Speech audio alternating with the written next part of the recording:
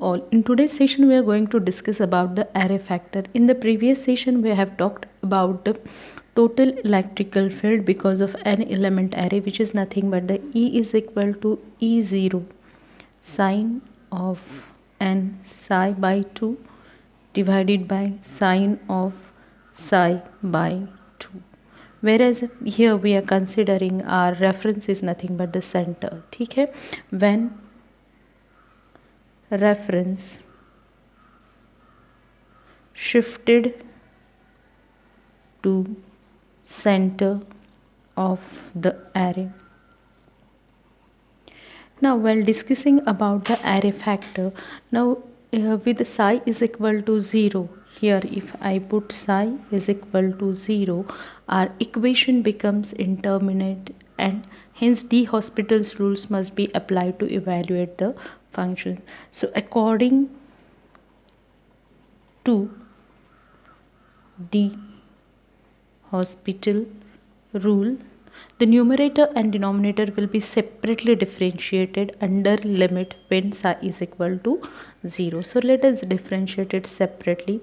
So here limit psi tends to 0, E is equal to E0 limit psi tends to 0, d by d psi sine of n psi by 2 divided by d of d psi sine of psi by 2.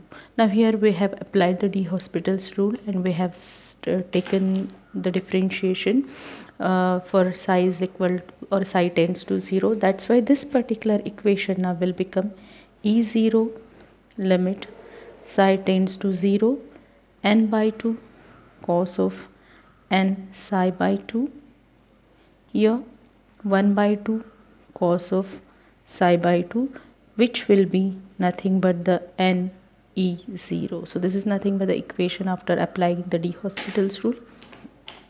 Now this is the maximum value E can attain. So we can say E max here is equal to n E0 when psi is equal to 0. Now thus the maximum of E is n times the field from the single element. So here I can say the normalized field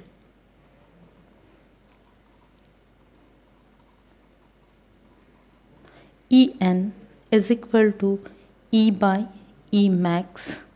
So that will be 1 by n sine of n psi by 2 divided by sine of psi by 2. So the field given by this equation will be referred as the array factor. So I can define the new term over here, that array factor AF is equal to 1 by n sine of n psi by 2 divided by sine of psi by 2. So this is nothing but the array factor. Now here significance of an array factor, how this particular array factor is useful for us. So significance of the array factor, here I can say by the pattern multiplication rule, if you don't now that will not be the condition. Here we have obtained the field considering that our sources are isotropic sources, but in practical situation your sources will be non-isotropic sources.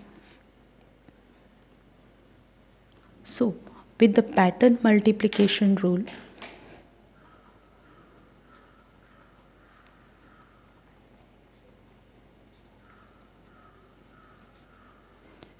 I can get the total field of non-isotropic array